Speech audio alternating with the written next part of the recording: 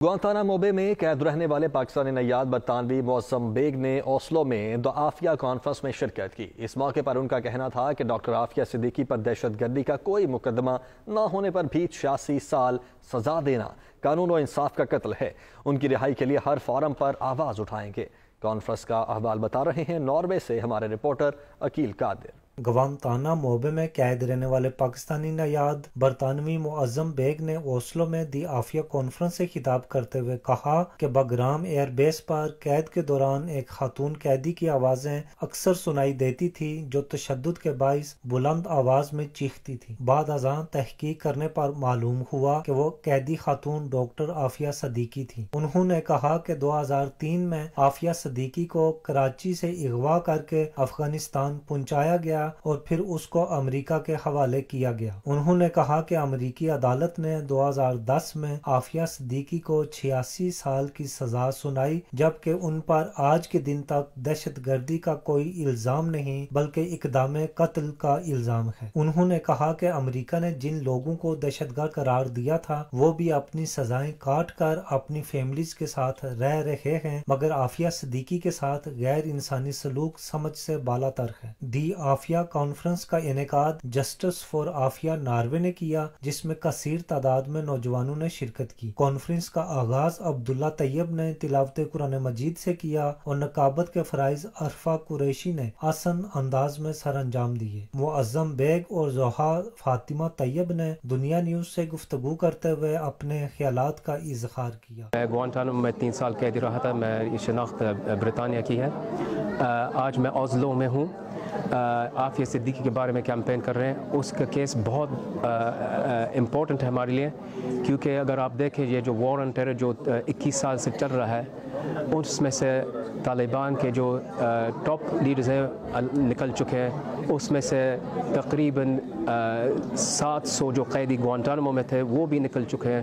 اس میں سے جو سب لیڈرز تھے وہ بھی نکل چکے ہیں، لیکن عافیہ صدیقی آج تک اب تک پنجرے میں بند ہے امریکہ میں، اور ابھی تک یہ بھی نہیں ثابت ہوا کہ اس نے کیا جرم کیا کہ وہ اتنی بڑی سزا کاٹ رہی ہے۔ عافیہ صدیقی کون ہے، کیا کیا تھا اس نے اس کے اوپر کیا الزامات ہیں، وہ کیا کہتی ہے اپنے بارے میں، اپنے دفاع میں کیا کہتی ہے، اور قانون اور وکیل ہیں اور جو کیمپینرز وہ کیا کہتے ہیں، اس کی فیملی کیا کہتے ہیں، وہ سب وہ کہتے ہیں کہ عافیہ صدیقی کے اوپر جو الزام لگا ہے اور اس کے اوپر جو سزا ملی ہے دونوں غیر مناسب ہیں۔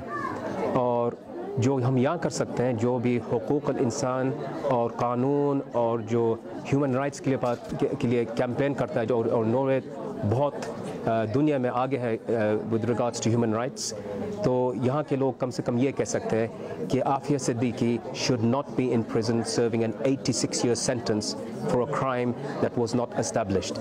یہ جو جرم انہوں نے کہا کہ عافیہ نے کیا ہے، کچھ لوگوں نے تو امریکن سولجرز کو باقاعدہ قتل کیا ہے جنگ کے اندر، ان کو بھی یہ نئی سزا ملی۔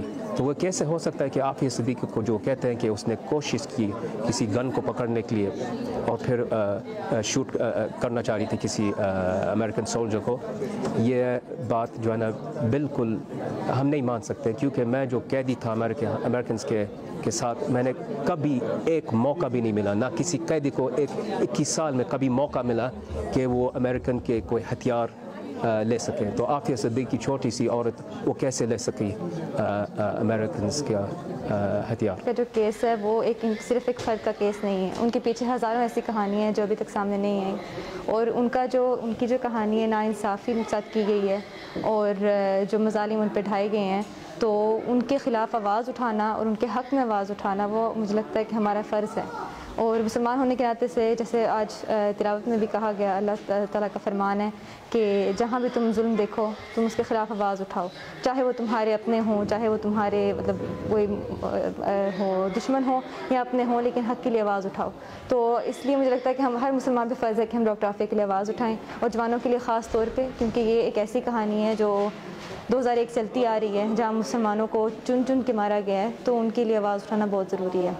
اور جو گورنمنٹ ہے اور ہم جو یہاں کے جوان ہیں، جیسے ابھی بھی وہ کہہ رہے تھے، معظم بیگ نے کہا ہے کہ لابی کرنی چاہیے اور آواز اٹھائیں اور پریشر ڈالیں گورنمنٹس پہ بھی اور عوام پہ بھی، تاکہ عوام کے اندر ایک تو اویئرنیس آئے اور وہ اس قابل ہوں کہ دوسروں کو ذمہ دار ٹھہرا سکیں۔